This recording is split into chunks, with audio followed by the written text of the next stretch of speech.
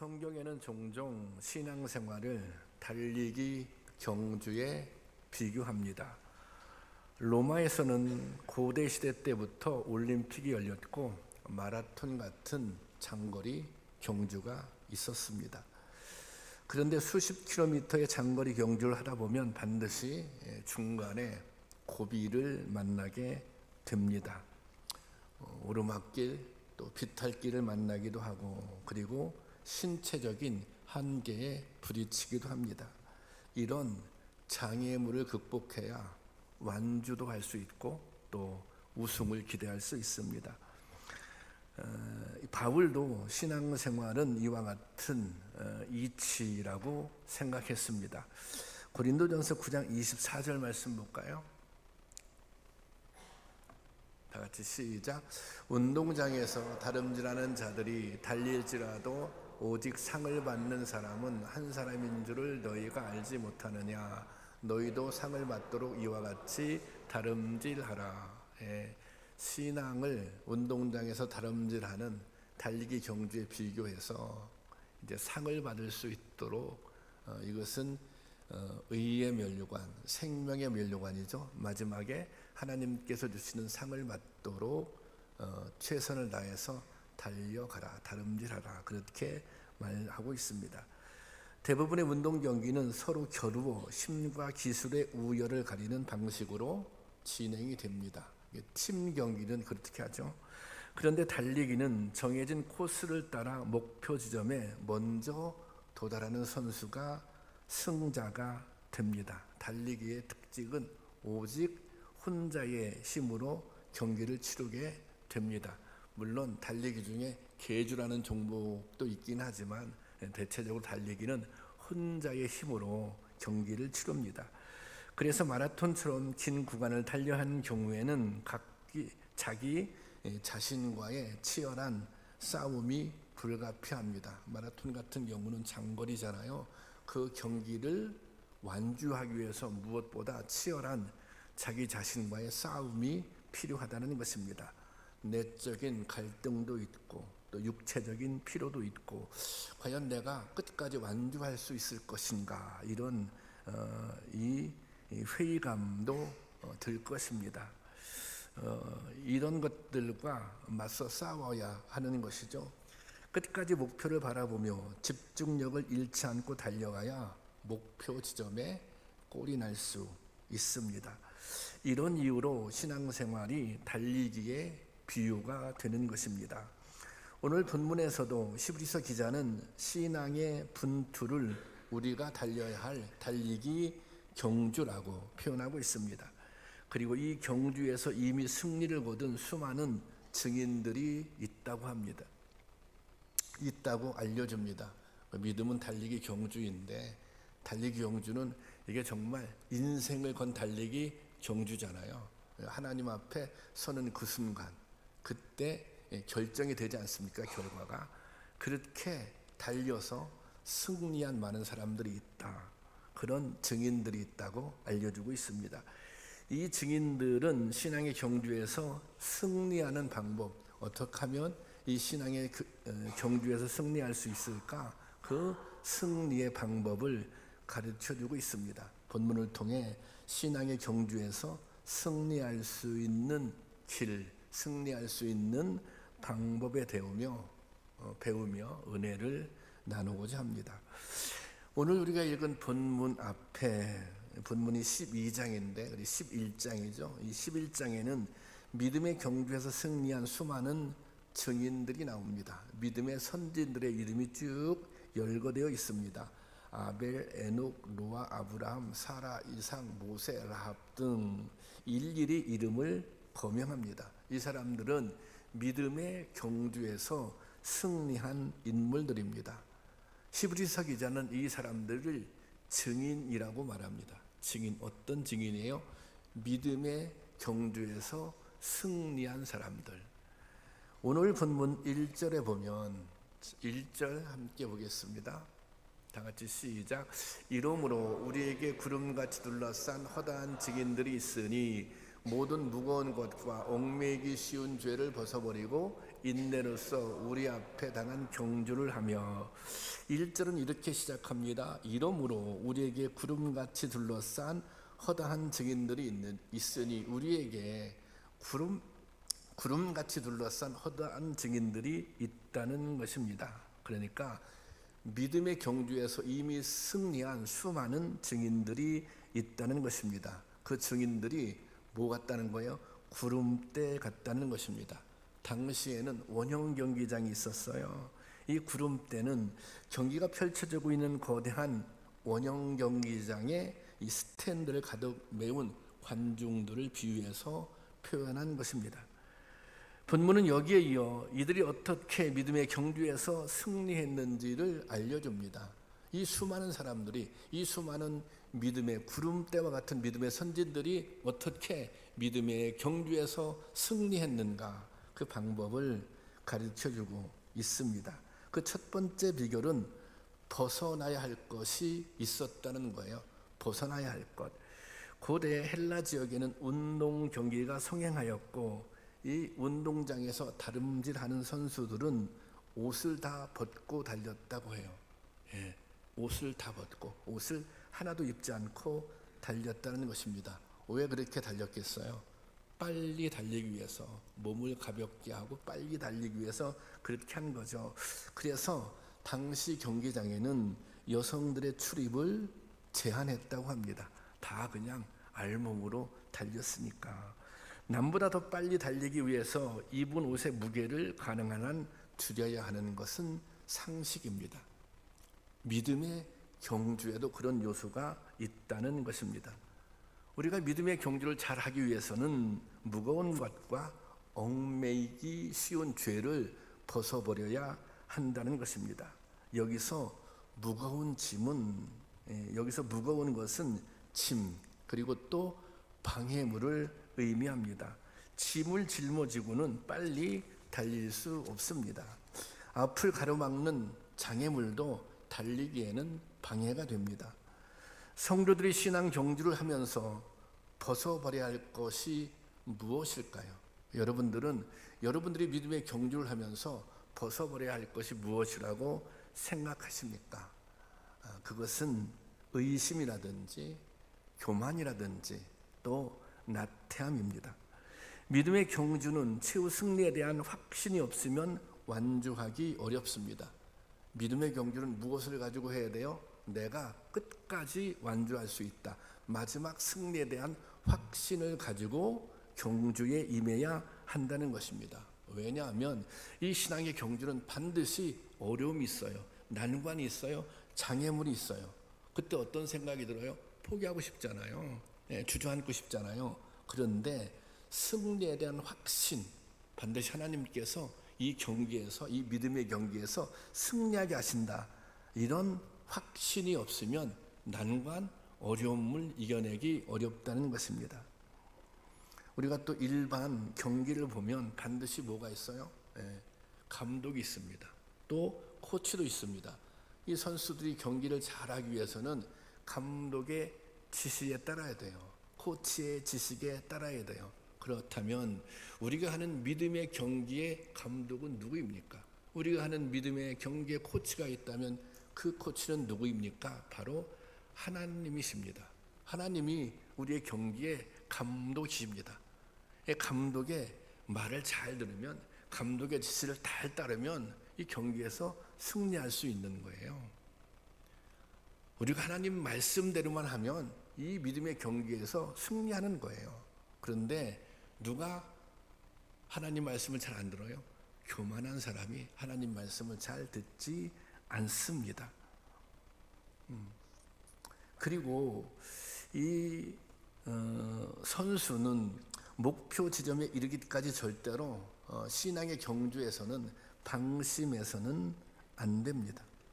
왜냐하면 사탄이 우는 사자와 같이 경주를 방해하려 하기 때문입니다.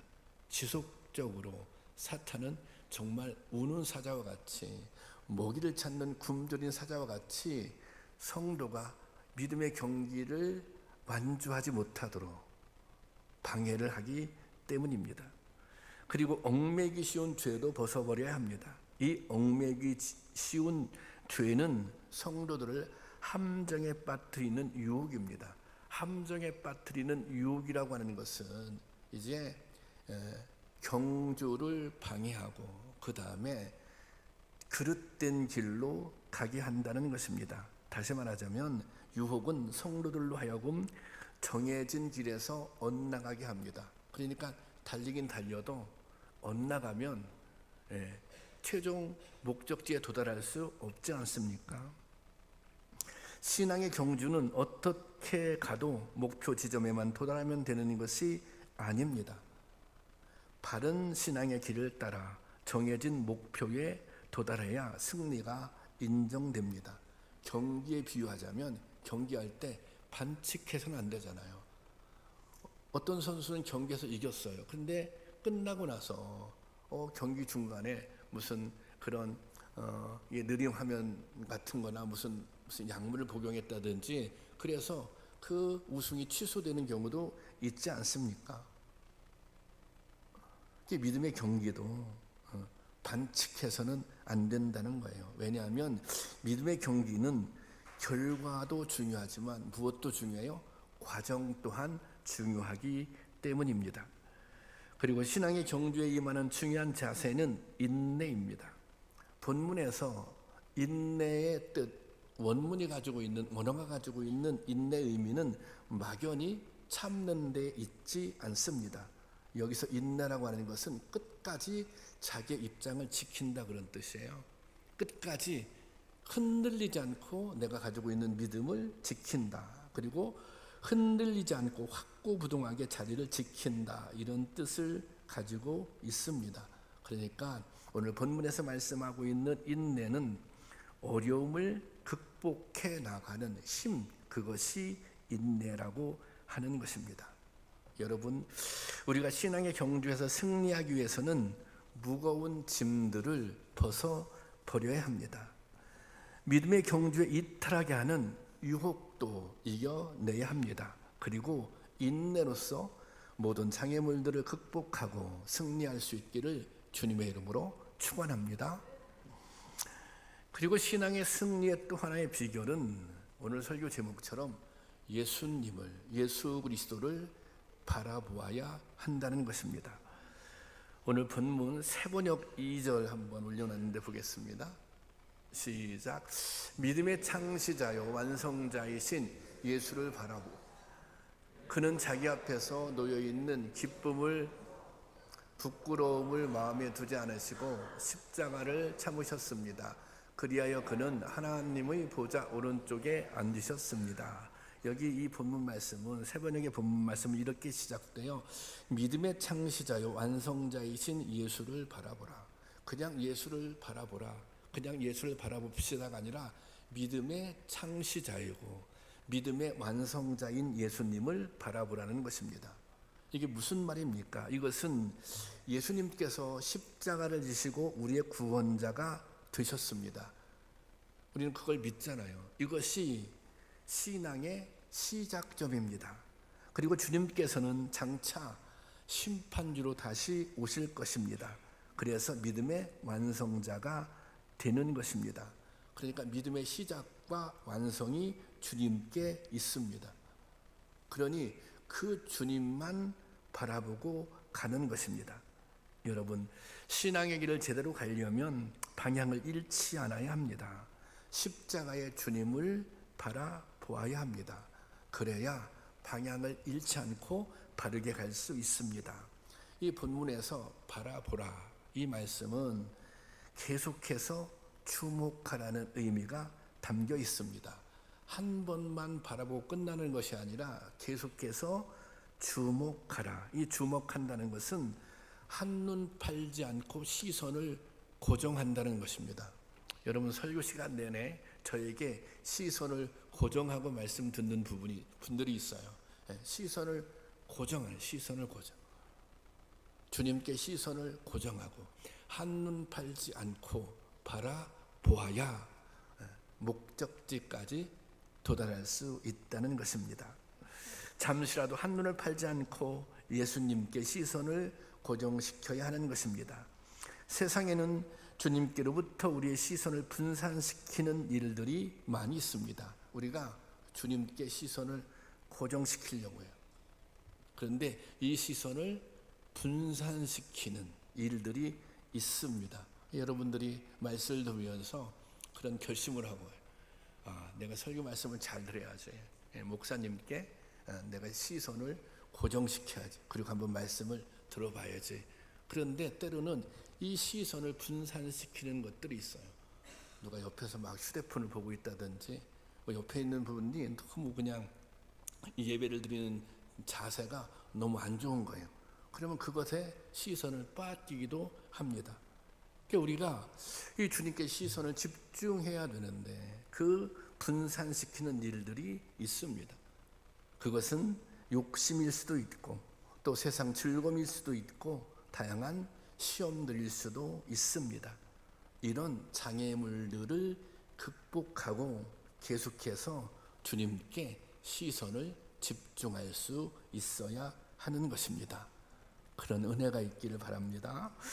그리고 2절에 보면 믿음의 주요 또 온전케 하신다 이런 말씀이 있잖아요. 여기서 그 주라고 할 때 이분이 창시자라고 하는 뜻도 있지만 통치자, 인도자라는 의미도 담겨져 있습니다. 그리고 온전케 한다고 하는 것은 완전하게 한다 그런 뜻이 있습니다. 그러니까 주님은 우리를 인도하시는 분입니다. 인도하시는데 완전하게 완벽하게 인도하신 분입니다. 그러니 우리가 주님을 바라볼 때 주님은 우리를 완전하게 완벽하게 인도해서 최종적인 결승점 주님 앞에 서는 그 순간까지 우리를 인도해 주십니다. 때로 방향을 잃거나 넘어져도 다시 회복시켜 경주를 하게 하시는 분입니다.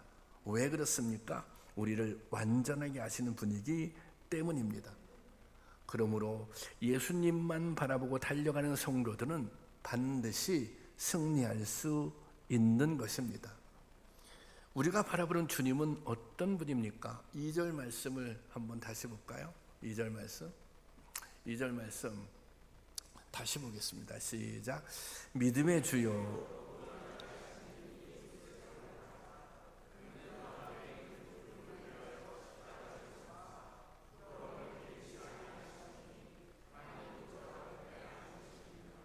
여기 이렇게 밑줄이 그어져 있는 말씀이 있는데요. 여기 보면 앞에 있는 기쁨을 위하여 십자가를 참으사 부끄러움을 개의치 아니하시더니 그랬어요.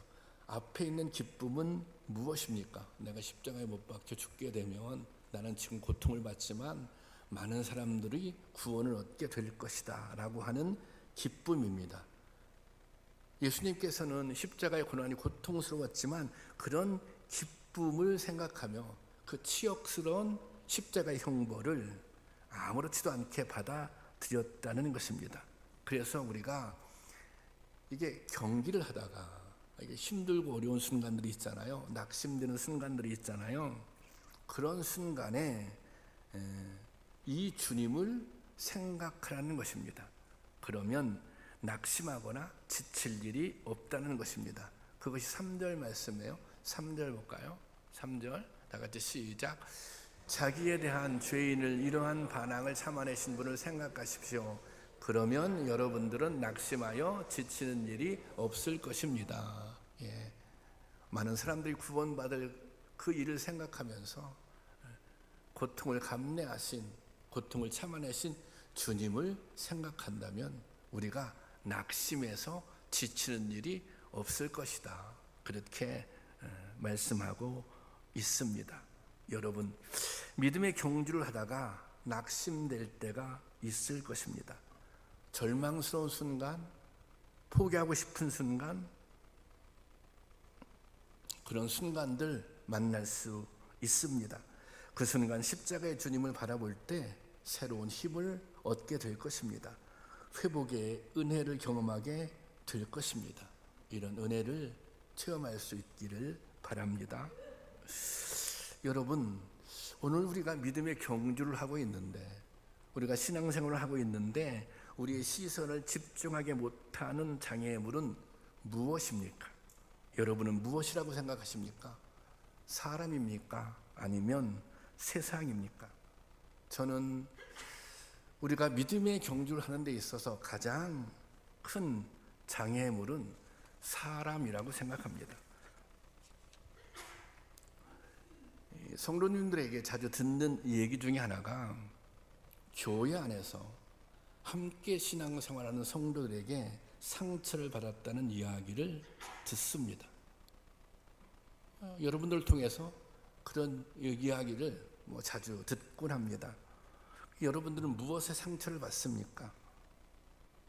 사람들 때문에 상처받습니까? 혹시 여러분 가운데 나는 예수님 때문에 상처받았다 이렇게 말씀하시는 분 있습니까?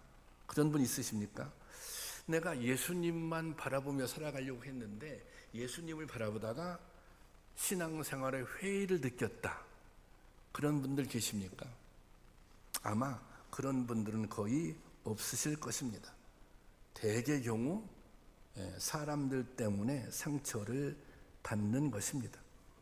대개 경우 함께 신앙생활하는 그런 주변의 성도님들 때문에 상처를 받는 것입니다. 그런데 우리가 사람들에게 상처를 받았다 이렇게 생각해 놓고 보면 다 그렇게 말할 수는 없겠지만 이게 신앙생활은 주님을 바라보고 하는 것인데 사람을 보고 했다는 것입니다. 아니, 주님을 바라보고 신앙생활하면 사람들에게 상처받을 일이 없는 거예요. 사실 사람들에게 상처는 받을 수는 있어요. 그런데 사람들에게 상처를 받았다고 할지라도 그 상처가 나의 신앙생활에 결정적으로 영향을 끼치지는 못합니다. 여러분, 그래서 우리가 사람 보고 신앙생활하면 넘어질 수밖에 없습니다. 사람 보고 신앙생활하면 언젠가는 상처를 받을 수밖에 없는 것입니다. 우리에게 다 부족한 부분이 있고 우리가 다 한계가 있기 때문입니다.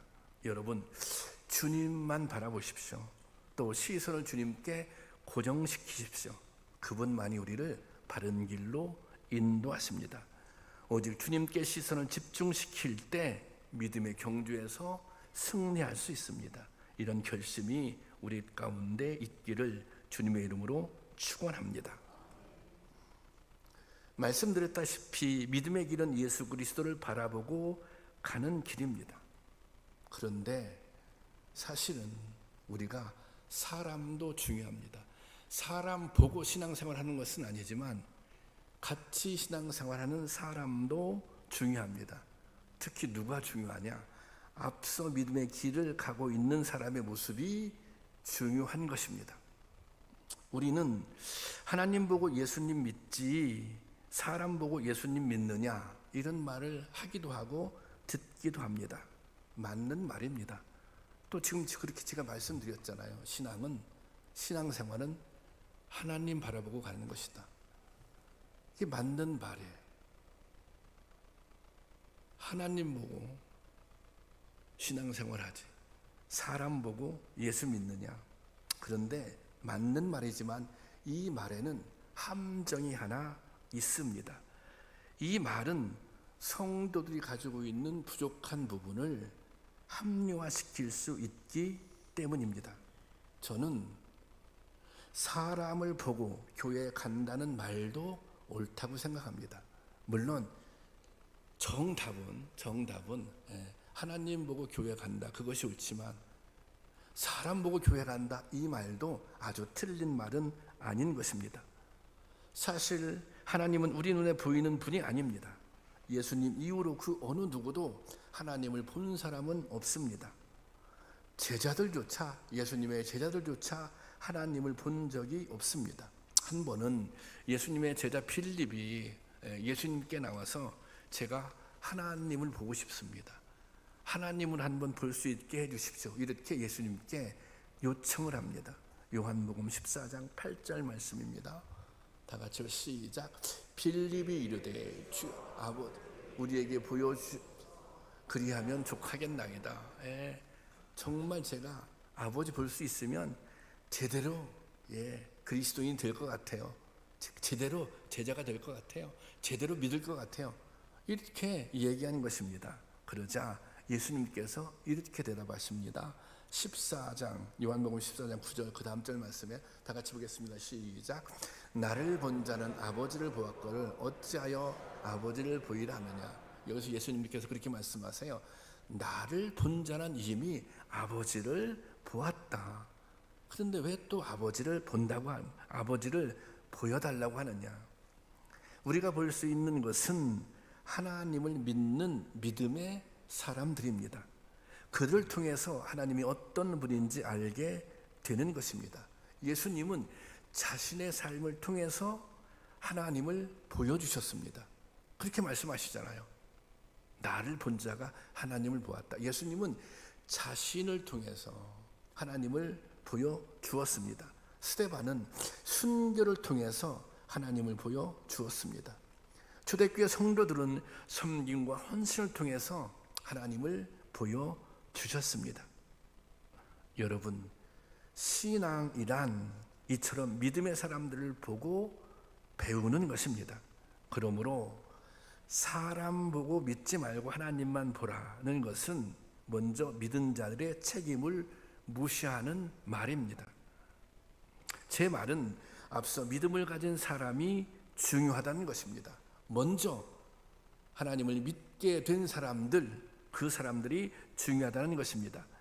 앞서가는 사람들이 모범을 보여주면 격려와 힘을 얻을 수 있기 때문입니다. 주님을 바라보고 사는 것이 어떤 것인지 먼저 믿은 사람들이 증인이 되어야 하는 것입니다. 하나님 나라에만 허다한 증인이 있는 것이 아니라 이 참기쁨 교회 안에 허다한 증인들이 있어야 하는 것입니다. 장로님들이 그 증인들이 되고 권사님들이 그 증인들이 되어야 하는 것입니다. 그래야 뒤따라 믿음의 경주를 하고 있는 성도들이 격려를 얻고 힘을 낼 수 있는 것입니다. 믿음은 저렇게 사는구나. 신앙생활은 저렇게 하는구나. 예수는 저렇게 믿는 것이구나. 이런 은혜가 또한 우리 가운데 있기를 주님의 이름으로 축원합니다. 그런 의미에서 오늘 본문 말씀이 주는 중요한 의미가 있습니다. 이 말씀은 수많은 증인들, 수많은 믿음의 증인들을 언급하고 있는 것은, 이 말씀은 그때 당시 이 히브리서 성서가 쓰였을 당시에 성도들을 격려하기 위해서 이 말씀을 기록한 것입니다. 그때 당시 초대교회는 이 교회들은 첫 번째 성도들은 유대교에서 기독교로 개종한 사람들이었습니다. 그래서 이 사람들은 유대교로부터 강력한 박해를 받았습니다. 그리고 또 그뿐만 아니라 당시에 로마로부터도, 로마는 황제 숭배 사상을 했잖아요. 그렇기 때문에 그 초대교회 성도들은 로마로부터도 박해를 받았습니다. 그러니까 이 유대 출신의 성도들은 같은 동족인 유대인들에게도 박해도 받고 또 로마인들에게도 박해를 받았어요. 그러니까 심각한 고통을 겪게 되는 거예요. 그들의 신앙의 경주로 얘기하자면 신앙의 경주에 정말 어마어마한 장애물을 만난 것입니다. 그래서 그때 포기하는 사람들이 있었어요. 믿음을 다시 유대교로 돌아가는 사람들도 있었습니다. 그래서 믿음의 선진들의 모습을 통해서 그때 당시에 믿음의 경주 가운데 가장 어려운 이 장애물을 만났던 이 성도들을 격려해 주고자 했던 것입니다. 이 믿음의 선진들은 우리는 너희들보다 더 어려운 장애물을 만났었어. 그런데 이기고 우리가 승리한 거야. 우리가 그것을 다 견뎌내고 하나님 나라에 들어가게 된 거야. 과거 시점에서 그렇게 살았을 뿐 아니라 지금 지켜보고 있다는 것입니다. 지금 응원과 격려를 하고 있다는 것입니다. 그러니 힘을 얻고 용기를 내어서 믿음의 경주를 계속 하라는 것입니다. 여러분들은 현재 믿음의 경주를 잘 하고 계십니까? 열심히 달려왔는데 힘에 부치십니까? 내가 힘이 들다, 내가 어렵다, 숨이 차고 지쳐서 주저앉고 싶은 마음이 드는 것은 아닙니까? 그렇다면 이미 이 과정을 다 거쳐간 수많은 완주자들이 있음을 기억하시기 바랍니다. 그들은 그 어려운 순간들을 주님을 바라보며 이겨냈던 것입니다. 이 믿음의 선진들이 오늘 우리를 격려하고 있는 것입니다. 인천에 문학경기장이 있잖아요. 이 문학경기장이 5만 명 정도 들어갈 수 있다고 합니다. 그 정도의 군중들이 모여서 여러분들을 한번 응원하고 있다고 생각해 보세요. 그런데 이 군중들은 어떤 군중들이에요? 이미 승리를 경험한 사람들입니다. 그냥 군중이 아니라 그냥 막 격려해 주는 것이 아니라 이미 승리를 경험했어요. 이미 수많은 어려운 과정들을 다 이겨내고 승리를 경험했어요. 이 승리를 경험한 믿음의 선진들이 우리를 격려하고 있다는 것입니다. 아마 그 믿음의 선진들은 우리를 향해 이렇게 격려해 줄 것입니다. 잘할 수 있다고, 힘을 내라고, 이 고비만 넘기면 된다고, 조금만 인내하면 된다고. 내가 경험해봐서 아는데 힘들지, 어렵지, 포기하고 싶지, 내가 경험해봐서 아는데 주님만 바라보면 승리할 수 있다고, 그렇게 격려하고 있는 것입니다. 여러분 지치십니까? 여러분 낙심되십니까? 여러분 포기하고 싶습니까? 그러면 십자가에 달리신 십자가의 주님을 바라보시기 바랍니다. 그분에게 여러분들의 시선을 고정시키기 바랍니다. 그러면 완주할 수 있는 힘을 얻게 될 것입니다. 넘어진 자리에서 다시 일어나게 될 것입니다. 바라기는 우리도 믿음의 경주에 승리해서 증인의 반열에 설 수 있는 그런 은혜가 있기를 주님의 이름으로 축원합니다. 이 시간 다 같이 일어나셔서 찬양하고 기도하겠는데요. 주만 바라볼지라. 여러분이 찬양하면서 이런 결심이 있기를 원합니다. 제가 정말 주님께 온전히 시선을 고정시킬 수 있기를 원합니다. 제가 주님께 시선을 고정시키고 싶은데 방해하는 것들이 있어요. 정말 무거운 짐도 있고 또 얽매이기 쉬운 죄도 있어요. 이런 것들을 다 벗어나게 하여 주시옵소서. 또 우리 교회에 또 이제 장로님들도 있고 권사님들도 있는데 좀 이런 결심했으면 좋겠어요. 이런 다짐이 있었으면 좋겠어요. 내가 앞서가는 사람인데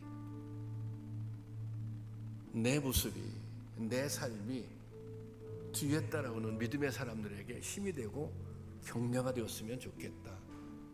그런 결심도 함께 있었으면 좋겠습니다. 그런 기도 제목 가지고 찬양하고 기도하겠습니다.